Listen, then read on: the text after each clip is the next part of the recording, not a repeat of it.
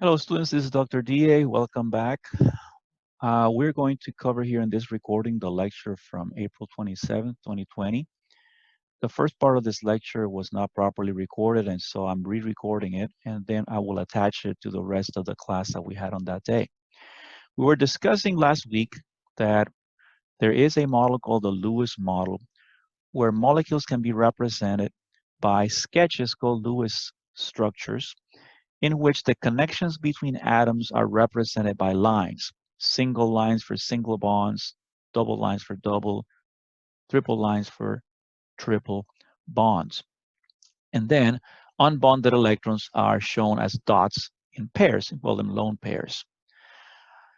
The model is very good for the prediction of many properties of compounds, as we'll see later on, but it has its shortcomings. So let's start out by looking back at our original slide here. All right, and let's go ahead and jump up a little bit here before we jump into this particular slide. So one of them is, we call it the incomplete octet. Part of the Lewis model is the idea that the reason why atoms make bonds is to achieve what is called an octet, 8 electrons in their valence shell, or a complete valence shell like a noble gas would have. Of course, there are exceptions. Beryllium hydride is a compound that illustrates the exception of the incomplete octet. If we add up the electrons here, the 2 electrons of beryllium and 2 electrons, 1 each from each hydrogen, we get 4. When we draw the Lewis structures, we find that beryllium only has 4 electrons around it. So it's an incomplete octet. This is a structure of the beryllium hydride molecule. We'll be introduced to the shapes of molecules later in today's lecture. This is another example, boron trifluoride. Once more, adding up the electrons of boron and the 3 fluorine atoms, we have 24 electrons. The Lewis structure that is produced looks like this. As you can see, we add up the electrons here, the 3 single bonds and the 9 lone pairs, we get the full complement of 24 electrons. However, the boron only has 6 electrons around it in the form of 3 single bonds. The molecule does exist. It has a triangular shape. Like I said, we're going to look at the shapes of molecules later in today's lecture. Another exception to the octet rule is, well, what about odd electron molecules? In other words, if everything that we form in a Lewis structure has to do with pairing up electrons, what happens if you don't have an even number of electrons in there? Nitrogen monoxide, if we calculate the number of electrons, we see that it's 11. When we draw the Lewis structures, we find this. And what we find is that in this case, the nitrogen has 7 electrons around it. An obvious exception to the octet rule of Lewis model. However, we know that nitrogen monoxide does exist. The other exception is the expanded octet. As we will see later, when the central atom is an element in Periods 3 or below, in other words, with a quantum number n greater than 2, they can actually expand the octet. Sulfur hexafluoride is a compound that when you add up the electrons, it adds up to 48 electrons. The structure of SF6 is shown here with the complete 48 electrons, but you can see that the central atom of sulfur actually has 12 electrons around it.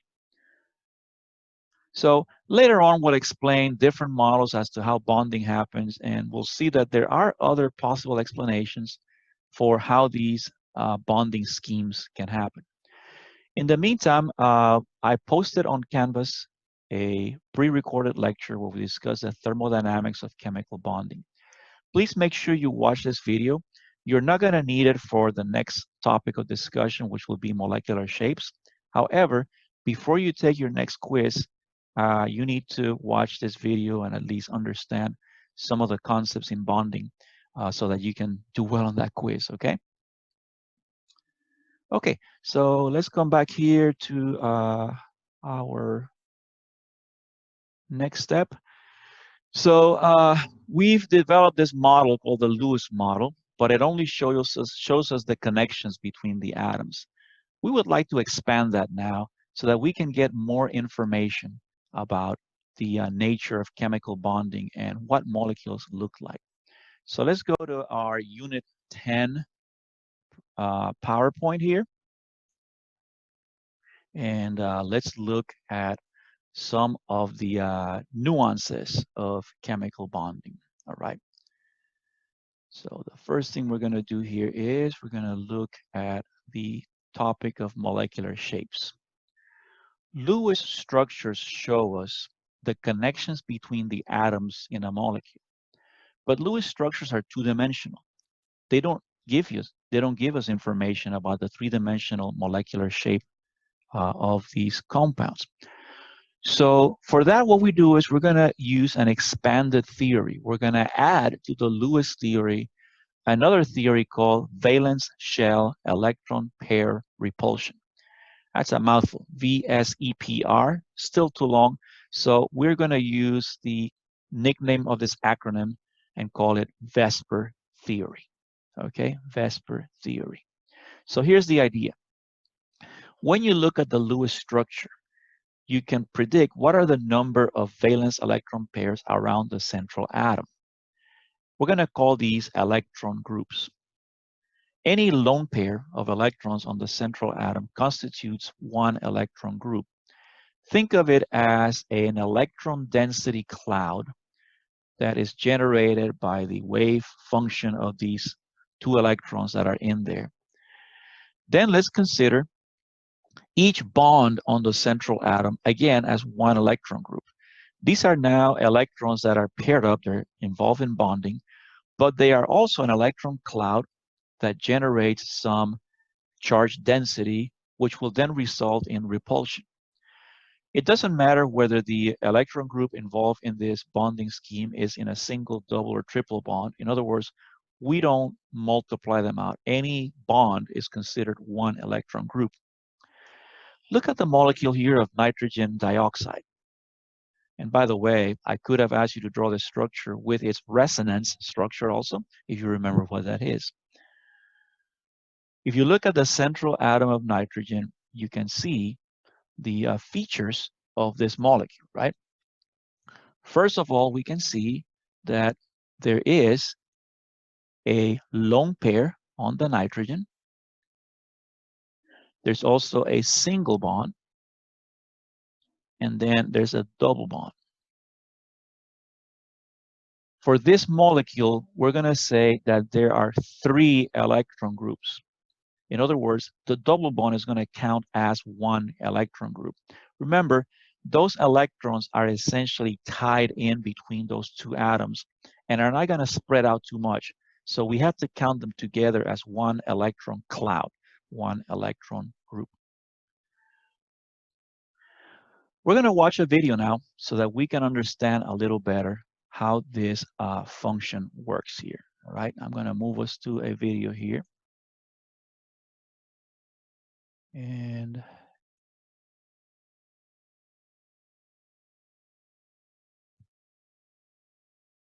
okay, here we are.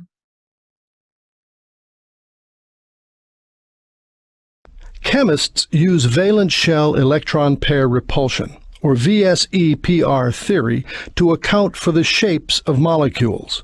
The theory is based on the idea that like charges repel each other until repulsions are minimized. The like charges in this case are the groups of valence electrons around a central atom in a molecule or ion. We'll represent them as bars attached to a sphere and show the electrostatic repulsions as yellow arrows of varying width. The simplest case has 2 negative groups around a central atom. At any angle less than 180 degrees, electrostatic repulsions push the bars apart. Repulsions are minimized when the bars attain a linear arrangement. Electron groups can be single bonds, as in gaseous beryllium fluoride, double bonds, as in carbon disulfide, triple bonds, as in hydrogen cyanide, or, as you will see shortly, lone pairs. Three negative groups attached to a central atom attain minimal repulsions in the trigonal planar arrangement, which has an ideal bond angle of 120 degrees. We observe this angle in molecules with three identical groups, such as boron trifluoride and sulfur trioxide. Molecular shape is determined by the positions of atoms, not electron pairs. Therefore, if one of the electron groups is a lone pair, the molecular shape is not trigonal planar, but bent or V-shaped. Since a lone pair is held by only one nucleus, it is less confined in space and exerts greater repulsions on nearby bonding pairs. As a result, the bond angle is less than 120 degrees, as you can see in this model of ozone. Four electron groups around a central atom attain minimal repulsions in a tetrahedral arrangement, which has an ideal bond angle of 109.5 degrees. The tetrahedral shape is very common, especially in organic molecules. An example is methane, the simplest hydrocarbon. With one of the four electron groups a lone pair, the shape is trigonal pyramidal. Since a lone pair exerts greater repulsions than a bonding pair, the bond angle is less than 109.5 degrees. Ammonia is a common molecule with this shape. Its bond angle is 107.3 degrees. When two of the four groups are lone pairs, the molecule has a bent or V shape. Two lone pairs exert greater repulsions than one, so the bond angle is reduced even further. Water, for example, has a bond angle of only 104.5 degrees. Four electron pairs fill the valence level of a period 2 atom, but one from period 3 or higher can use d orbitals to expand its valence level and bond to more than 4 atoms. 5 electron groups minimize repulsions when they point to the corners of a trigonal bipyramid. Here we find two ideal bond angles. Equatorial groups lie 120 degrees apart, and axial groups lie 90 degrees away from equatorial groups. When phosphorus reacts with excess fluorine, the trigonal bipyramidal molecules phosphorus pentachloride forms.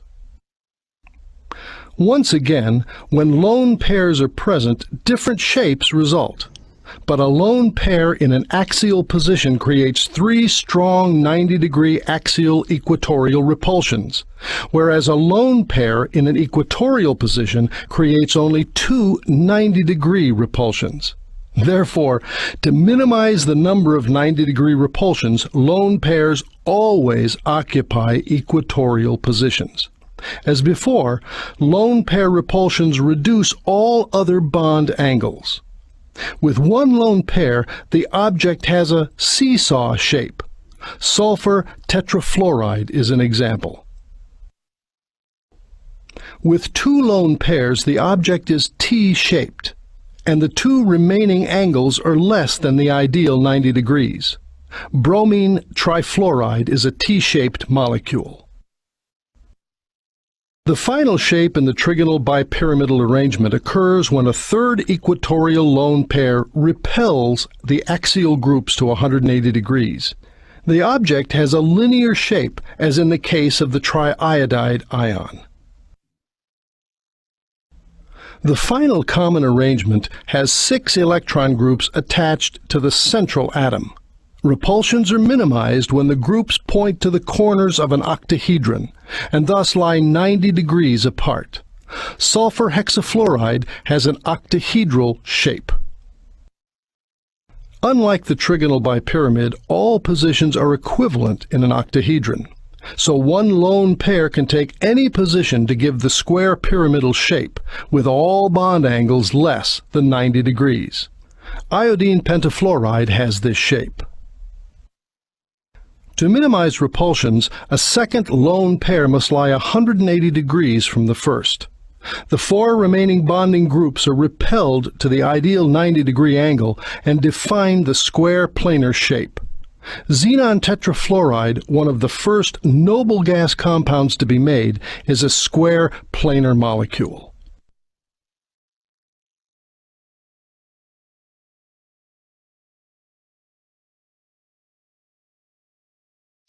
Okay, hopefully that video illustrates things a lot better than I can. But don't worry, we are going to follow along and we're going to discuss each one of these individually.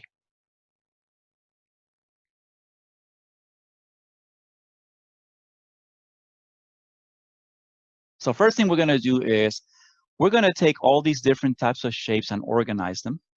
And we're going to build little classes. And we're going to use a designation which is sometimes called the ABE, sometimes the AXE format. And it looks like it shows in here AB sub M, E sub N, or AX sub M, E sub N. And A is simply representing that there's a central atom in the molecule. B, or X, is going to be an atom or more that are bonded to the central atom, and the subscript M tells me how many there are. In other words, how many single, double, or triple bonds are around that central atom. And then E, capital E, stands for lone pairs on the central atom. Remember, lone pairs on the outside atoms are not considered towards the shape of the molecule. And the subscript N is going to be the number of lone pairs that you have, again, on the central atom.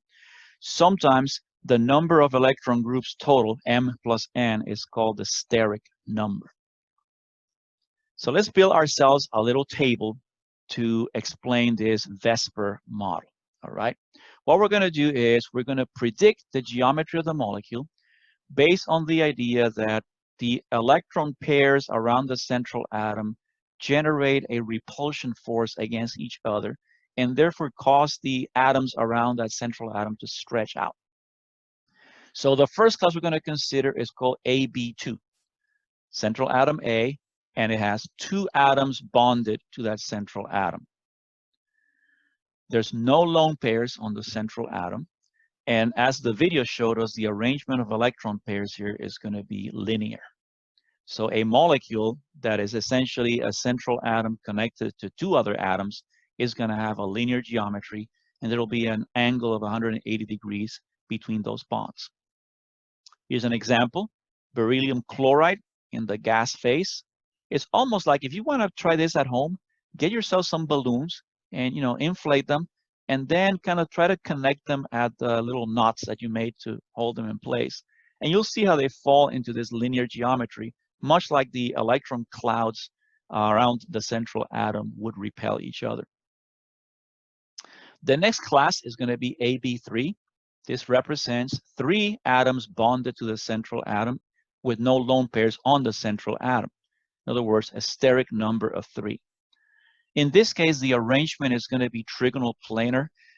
Don't ask me why they can't simply call it a triangle, but I mean, trigonal planar sounds, I guess, more intellectual, I guess. I don't know. But anyway, that's the formation that you get here. And if you have a molecule that has a central atom connected to 3 other atoms, it's also going to have this type of geometry called trigonal planar with 120-degree angles between the bonds. Here's an example, boron trifluoride, we mentioned as an exception to the octet rule. Notice the trigonal planar shape, 120 degrees. And again, if you use 3 balloons and connect them at the knots, it'll generate the same shape.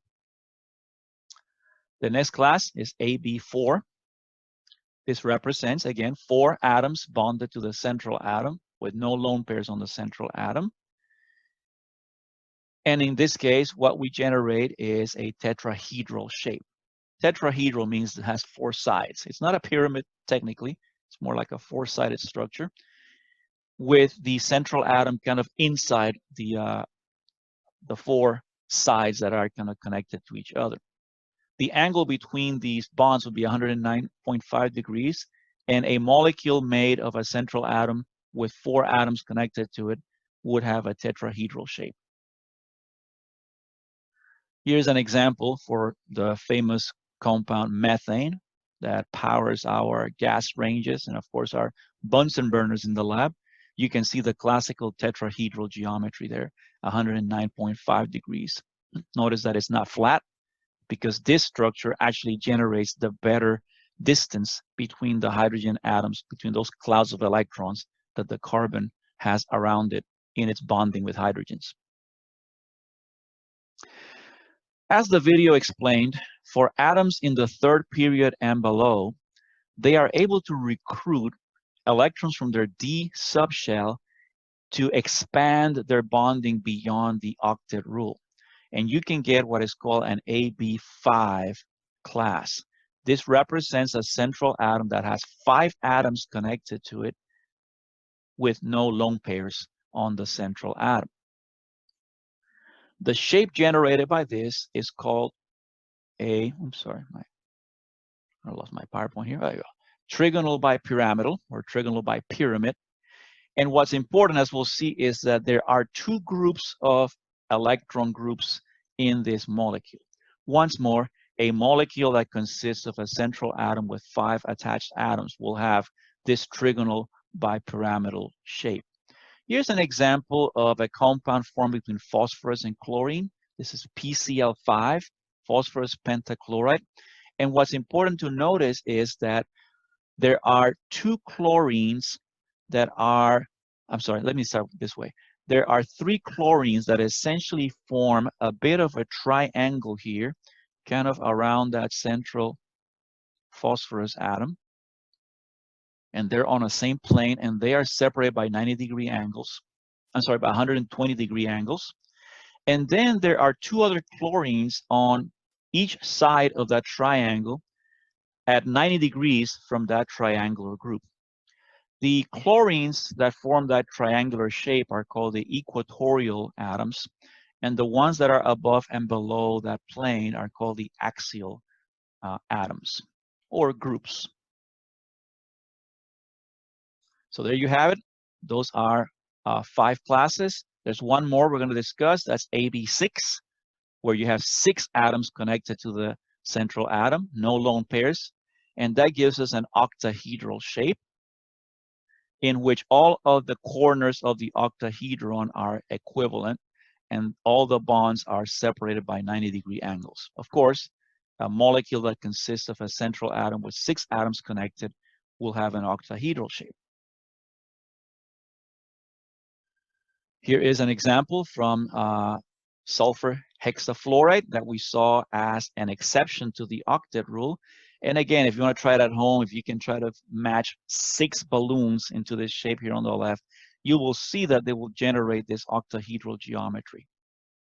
Here you can see the sulfur in the middle, and there are 6 fluorines around. If you could turn this molecule around, you could see that any one of those fluorine is essentially interchangeable in position with the other ones. There are no unique positions in this molecule. Now, sometimes what will happen is that you'll have some of the lone pairs be, some of the electron groups be lone pairs on the central atom. In that case, beginning with the AB3 class, which is a trigonal planar arrangement of electron groups, we can have what's called the AB2E. And what that means is that you have, this time, 2 atoms connected to the central atom and a lone pair. Notice that the steric number, in other words, the sum of those 2 groups, is still 3. Therefore, the arrangement of the electron groups is still trigonal planar. But because the electron cloud in that lone pair does not really extend very far and it's not visible, there's no atom in there, that lone pair is pretty much invisible when it comes to defining the shape of the molecule. So you only consider the atoms that are left, and that gives you a bent shape. Now, when you have bonding electron pairs, they are held between the nuclei of the 2 atoms that are participating in that bond. So that negative charge density is pretty spread out, and it's kind of like distant from the central atom's nucleus. However, when you have a lone pair, those non-bonding electrons are pretty much localized right on top of that central atom. And because they're not being held by another atom, they spread out more. And so they generate more repulsion. As a result, when you have a molecule that has this bent geometry, like ozone, you're going to have an interesting phenomenon. Here on the left, we're showing one of the resonance structures of ozone. And here on the right side, we have illustrated what the shape would be, right? Because the ozone has a single bond, a double bond, and a lone pair. It has 3 electron groups, which means that it has a trigonal planar electron group arrangement. However, because one of those electron groups is a lone pair, it's not visible in the molecular structure, and so we have a bent shape. The idea here is that that lone pair exerts an even greater electron repulsion than the bonded ones. And what it does is it pushes the atoms into a tighter angle that is going to be less than the ideal 120 degrees. A similar situation happens with the tetrahedral arrangement. In methane, where every corner of the tetrahedron is occupied by an atom, the repulsion forces are all equal, and so you have the ideal geometric angle of 109.5 degrees. In ammonia, which has the same distribution of electron groups, but one of the positions is occupied by a lone pair, the pressure of that lone pair, the negative repulsion, causes the angle of the atoms to be decreased, in this case to 107.3. Water, which also has a tetrahedral arrangement of groups, but has 2 positions occupied by lone pairs, those lone pairs generate even greater repulsion and causes the angle between the HOH to collapse to 104.5 degrees. There is no exact science to predict what the actual angle is going to be. So all you need to know is that when you have lone pairs, the corresponding angle is typically going to be pushed from the standard or ideal geometric angle of that geometric shape. But you don't have to know because we cannot predict what the angle is actually going to be numbers-wise. Okay, so just remember that for a standard tetrahedral shape with all electron groups represented by atoms, 109.5 degrees. With 1 lone pair is a little less. With 2 lone pairs, it's even less. And that tells us that essentially the repulsion between 2 lone pairs is much larger, they're on the right side, than the repulsion between a lone pair and bonding pairs, which in turn is larger than the repulsion between simply bonding pairs. So that is a good little trend there for us to remember which types of repulsions are stronger. Let's consider this, since we illustrated it already, let's consider this class AB4. We said that if you have a lone pair on the central atom, where we have 3 atoms and a lone pair, we're going to call this the AB3E structure, or in the other nomenclature, AX3E. The electron pair arrangement is determined by the steric number. 3 plus 1 is 4, so it's tetrahedral. But in this case, because the lone pair is not visible, we end up with what is called a trigonal pyramidal shape. That is what we saw with ammonia. Ammonia has 4 electron groups, but one of them is a lone pair, and therefore the actual molecular geometry is that of a trigonal pyramid. And the lone pair, of course, exerts larger repulsion and causes the angle there to decrease to about 107 degrees.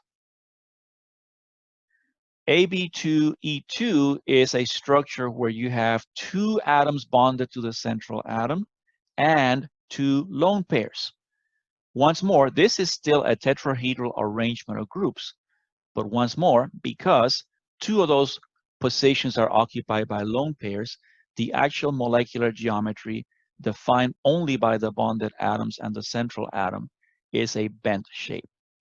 Such is the case with water, and as we can see here, those two lone pairs exert such repulsion that it causes the angle between the oxygen and hydrogen bonds to become even lower at 104.5 degrees.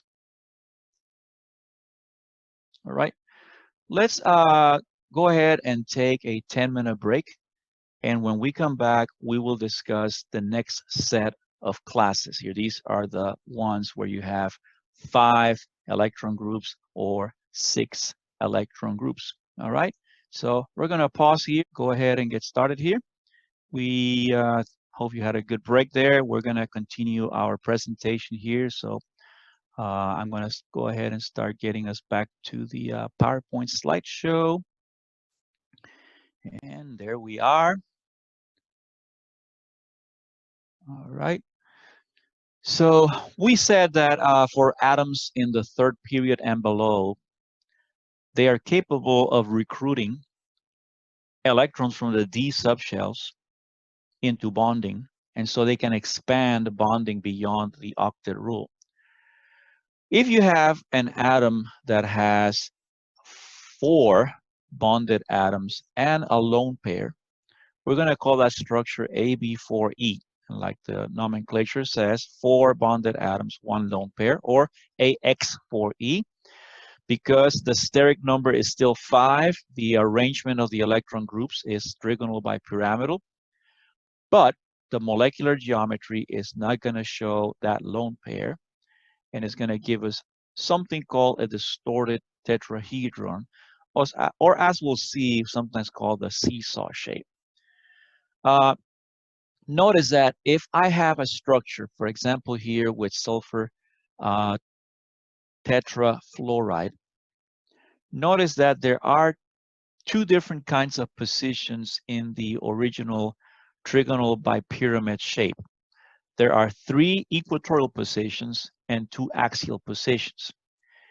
If I take off the atom on the axial position to replace it with that lone pair electron cloud is going to create repulsion against all 3 of the bonds on the equatorial triangular plane. So what that means is that you're generating a lot of repulsion there. If, on the other hand, the position where you take your replacement is in the equatorial position, then that means that the only repulsions you have here are technically against the 2 axial positions here, which are essentially 90 degrees apart. And so because of that, that arrangement is favored, and you have what is sometimes called the seesaw molecular geometry, or like I said, a distorted tetrahedron. Be aware that because of the repulsion of that lone pair, that shape that you're seeing there on the right might not be as straight as it looks. It might be a little, the angles might be a little more collapsed. But again, like I said, we cannot predict what the actual angle number is going to be. All we can say is that it's probably going to be a little smaller than the predicted 90-degree angles that we had before. AB3E2 is a structure where 3 atoms are joined to the central atom and 2 lone pairs are on the central atom. Once more, the electron group arrangement is still trigonal bipyramidal because there's 5 electron groups.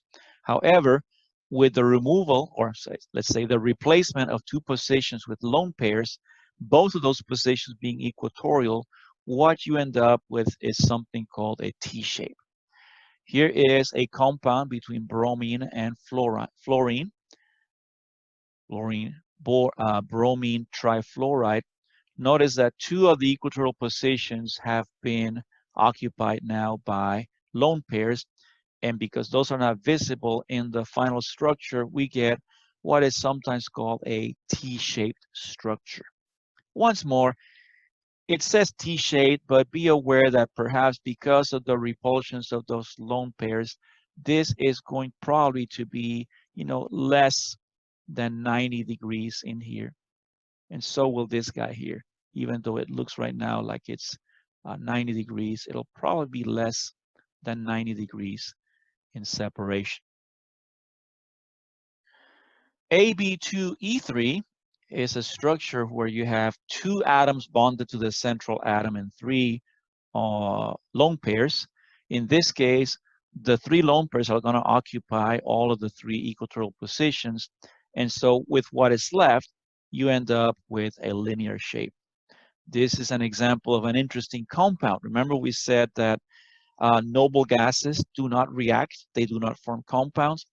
Well, of course, you tell scientists that they cannot do something, and of course, they're going to go and try to do it. And sure enough, they've gone and they've made compounds using noble gases.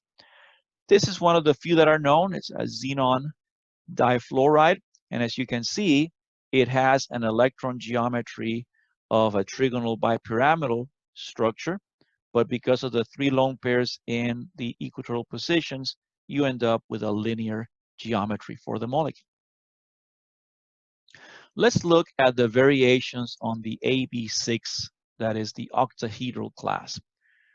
AB5E would have 5 atoms and 1 lone pair on the octahedral arrangement, which is still there.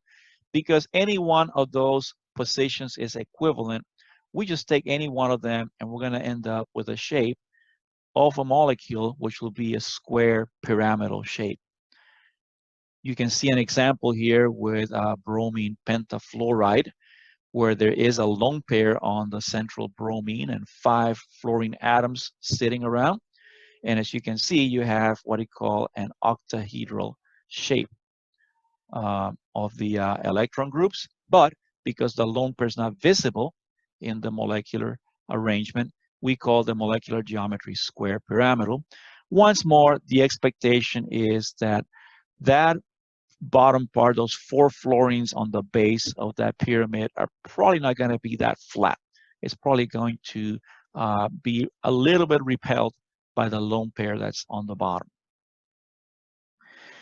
AB4E2 is a structure where you have 4 atoms and 2 lone pairs on the central atom. Based on the octahedral arrangement, in this case, to minimize repulsions, what you do is that you replace the 2 positions that are diametrically opposed to each other. And so what is left as a molecule is a square planar shape.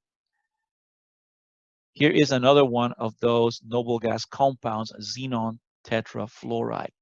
And you can see that the 2 positions opposite each other have been replaced by lone pairs, giving you a square planar molecular geometry.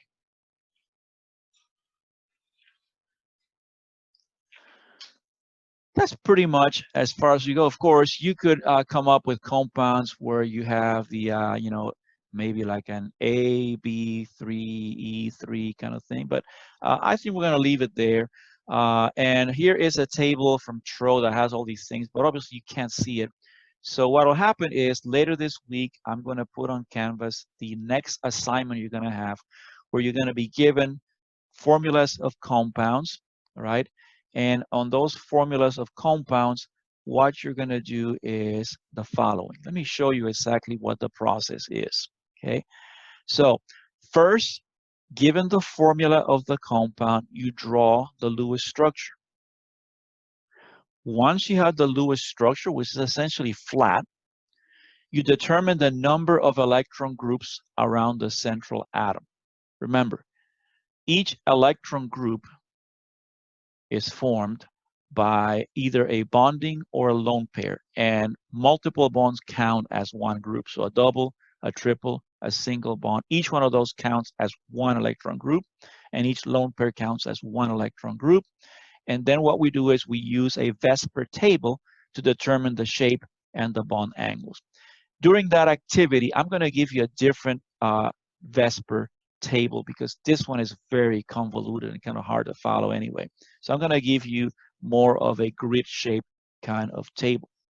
The last thing I'd like to cover here is this. How do you represent these shapes on paper? Like when you're drawing one of these shapes, the Lewis structure did not require us to show any three-dimensional type of perspective, but sometimes three-dimensional shapes do. So how do we do that? Let me come out of here into our makeshift set of papers here. Here we go. I'm going to bring us to our whiteboard. All right. And let's say that we have this here. Get a little more light into this thing here. All right. There we go. So notice what we're going to use is these wedge shapes in here. All right. Let me fix this again. Sorry about that, guys. This thing has decided to stay stuck on the table and doesn't work. There you go. So, for example, I just represented a structure for, let's say, SF4,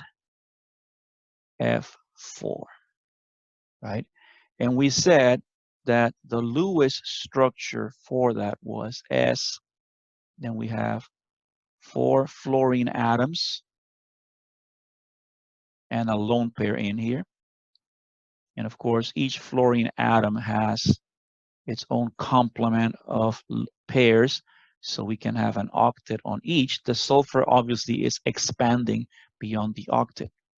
Now, I know that this structure represents the AB4E class, correct? AB4E class, which is supposed to be the so-called seesaw shape. How would I represent this compound, this structure, to give me that sense of three-dimensionality? Well, we're going to use these different types of lines in here. A straight line is going to represent that particular bond, that particular pair of atoms are lying on the same plane as the page or the screen.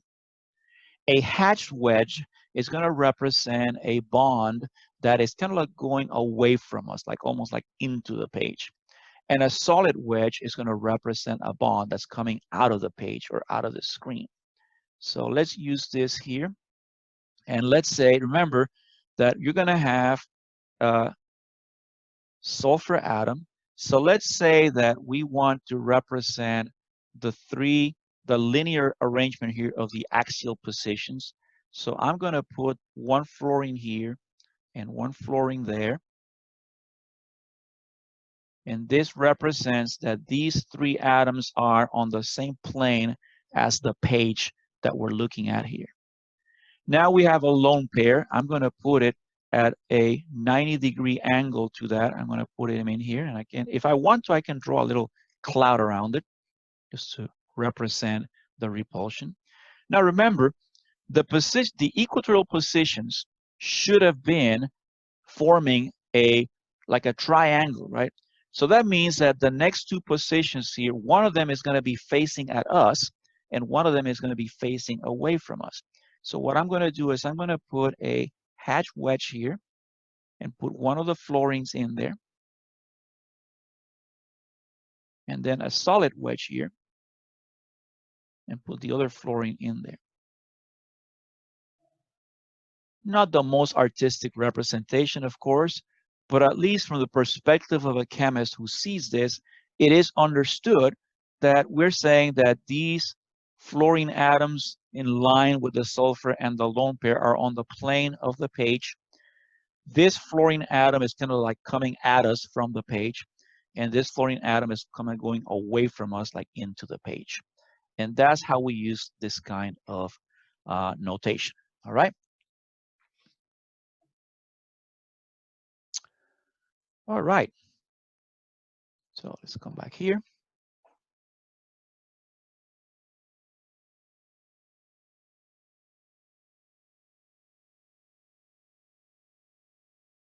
All right. Okay, let me come over here. I think, oh, Alexa had a message. We are going to have a SI session today after class at 3 o'clock. So it's going to be on Lewis structures. And hopefully for those of you who already watched the additional lecture on thermodynamics of bonding, we're going to do a practice on the Born-Haber cycle. This is where you determine what the lattice energy of an ionic compound is. Okay, so I'm hearing here that the chat room is closed. Is that correct? Hold on a second, please. Oh, well, we're having all kinds of troubles today with technology here. I don't know what's going on. Apparently the chat room seems to be blocked here for some access, and the recordings have been kind of sketchy. Hey, we can do this together, right? Let me go back here to our presentation once more, and let me talk a little more about these bonding representations. One of the things that the Lewis theory did tell us was that even though the sketch that you make assumes that electrons are shared equally between the two atoms in the bond, we know that some atoms are more electronegative than others. So one of the things that we learned was, for example, that if you form a hydrogen fluoride molecule, the fluorine draws the electron density more towards itself, therefore generating an electron-rich region around the fluorine atom and an electron-poor region around the hydrogen. We call this a partial charge, and we use the symbol delta plus for the partially positive side and delta minus for the partially negative side. Now, because of these two, this unequal distribution of charge, we can generate a vector between the plus and the negative side, and we represent it as a vector to which we add that little cross line there on the left side, so it makes it sound like it's going from the positive end towards the negative end. And this is what is called a dipole moment. It's a property discussed in physics, and it can be obtained by multiplying the charge times the distance between the charges. And the units that it uses are called dBis, and it's basically 1 dBi is a certain number of coulombs times meters. For our purposes, we don't need to calculate these things. Your homework might have you calculating dipole moments, but no, all we're concerned about is to understand what does a polar bond do to a molecule. Well, if you take hydrogen fluoride or a compound like this one where there's a polar bond in it, and you put it and expose it to an electrical field, what is going to happen is you can see the transition here in going from left to right, in that as you activate the electrical field, the molecules essentially, they line up, right? You can see them lining up, negative to positive, negative to positive, negative to positive, negative to positive. In other words, they line up according to that polarity. Obviously, if the molecule is not polar, this is not going to happen. But this is a type of experiment you can use to calculate the dipole moment. Now understand, the dipole moment is a vectorial property. In other words, it has both an amount and a direction. So some covalent bonds are going to be more polar than others. A polar covalent bond is always pointing towards the more electronegative element. So a polar bond is going to have a dipole moment. But here is the situation. When you have a molecule that may have several of these polar bonds, the combined dipole moments may or may not result in a dipole moment for the molecule. In other words, even if a molecule has a covalent bond that is polar here or there, it may be that the molecule overall is not polar. So let's look at a couple of examples here. And again, I'm not going to do this quantitatively, and I don't expect you to handle this quantitatively, okay? Only qualitatively. Let's consider two molecules, water and carbon dioxide. All right. Notice that in water, the oxygen-hydrogen bonds are polar. Each one of them has a dipole moment that points towards the oxygen. In other words, the more electronegative atom. If these were vectors in math and you were just adding them up, I don't know if you remember how you do that. Basically, the way you do it is you line them up essentially tails to head, right? You connect them tails to heads, and then you draw a vector from the initial vector to the final one, and that gives you that.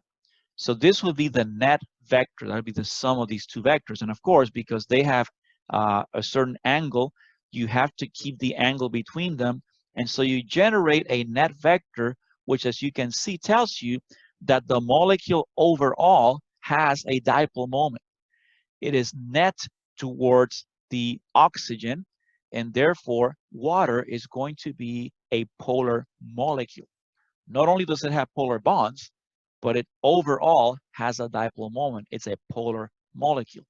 As we will see later on the semester, the polarity of molecules affects many of the properties of compounds at the macroscopic level. Let's look now at carbon dioxide. Carbon dioxide also has two polar covalent bonds. Each oxygen-carbon bond is polar with a dipole that points towards the oxygens. However, as you can see, they are pointing in opposite directions at 180 degrees from each other. So if I take that dipole vector and I add it to this one again, heads to tails, I end up with them canceling each other out. No dipole moment. And therefore, carbon dioxide, even though it has polar bonds as a molecule, it is nonpolar. In some cases, like I said, scientists like to actually calculate these things, and we're not going to go to that level of depth or kind of extreme calculations. But let's compare ammonia with nitrogen trifluoride. So you can see that two molecules that have the same shape end up having different dipole moments. In the case of ammonia on the left, you can see where the three dipoles from the hydrogen pointing toward the nitrogen are all kind of like going to reinforce each other. So when you add them up, and this would be more like a three-dimensional type of addition, you can see the solid wedge there, the hydrogen that's pointing towards us. And I don't know if you can see that in this case, instead of the hatched wedge, they use just a broken line to represent the atom that's pointing away from us. You can see it in the three-dimensional structure here on the bottom, how those atoms are aligned. So you can add up those three dipoles and it gives you a net dipole of 1.46 dBs.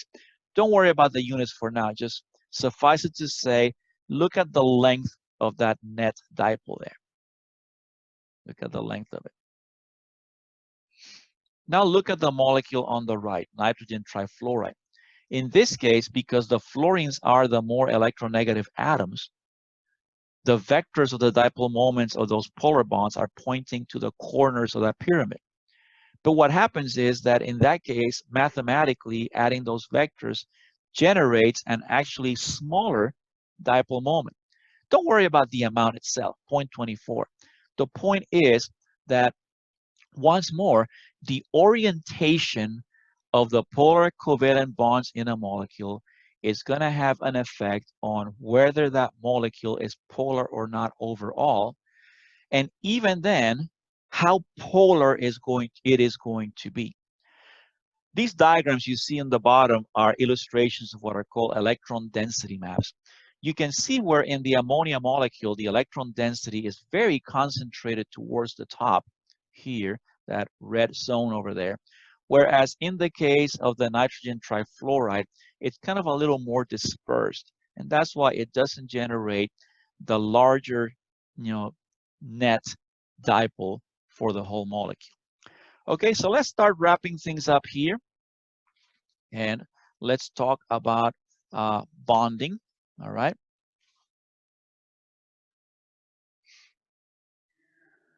So the process consists of the following steps. Number one, you draw the Lewis structure, as we said before. Once you have the Lewis structure and you have counted the electron groups and how many of those electron groups around the central atom are actually lone pairs, you can determine the molecular geometry. Now, you examine whether any of the bonds in the molecule are polar. Now, if none of the bonds in the molecule are polar, then the molecule is not going to be polar anyway. However, if you do have at least one polar bond, then you have to consider whether in the shape of that molecule, and given the orientation of each one of those individual dipole moments, are they going to add up to give you a net dipole moment for the molecule? In other words, a polar molecule. We're going to do some of this in that exercise at the end of the week, all right? Now, let me conclude here by giving you an illustration of the importance of this property of polarity, all right? How does a microwave oven work? I don't know if you remember, but when we studied the electromagnetic spectrum, we saw that microwave radiation was actually of a longer wavelength than even visible light, right? In other words, it seemed like based on our paradigm, longer wavelength, less energy. And so the question was, well, why can I cook food with something that has a low energy type of radiation? Well, here's the reason. Look at the electromagnetic wave of a microwave oven. Notice that it has a wavelength that essentially matches sort of like the length of the bonds in water. We said that water is a dipole. And so what happens is that as the wave crosses through the whatever, I think we have some poultry here in this microwave oven. I wouldn't cook a turkey in a microwave oven. It's going to come out rubbery. Anyway, this is for the sake of illustration. We're just using it, right? So notice that what the wave does is every time that the crest passes and switches into a trough, you can see that here, right? It causes the molecules of water to flip because of the matching wavelength with the length of these, dipoles in here. And so every time you're flipping one of those water molecules, of course, you are generating kinetic energy. Kinetic energy is the energy of heat. And so what's happening is that the water molecules inside our food are getting, gyrated around. They're kind of spinning around, generating a bunch of kinetic energy, and that's what heats up the food. That's why we say sometimes that a microwave oven cooks from the inside out. So whereas a standard oven essentially radiates heat into our food, and of course the heat is transmitted via molecular collisions, and it starts from the outside and it transfers the energy to the inside, and that's why you get the food can be cooked on the outside but not on the inside. A microwave oven does it the opposite way, because the water molecules are kind of heating up inside. The food essentially cooks from the inside out. And hey guys, this is just like a hand-waving, sketchy explanation of a microwave. If you guys want to get a real explanation, I would go ahead and Google it and get the actual formulas, the actual sizes of these waves and all that kind of stuff, okay? But this is just the principle, all right? Okay, now we're gonna pause here and we will reconnect next time. So this will be the end of our session for today. I'm gonna let you guys go a little bit earlier. We are going to reconvene on Wednesday, same time. We're gonna pick up on the question of, what actually constitutes a covalent bond? What does it mean that these electrons are shared? How does that happen? And we're going to end up dealing with two different theories about it. One is called the valence bond theory, and the other one is called the molecular orbital theory. We will see how far we can get on Wednesday, and whatever we don't get to cover on Wednesday, we will do as a pre-recorded lecture. Okay.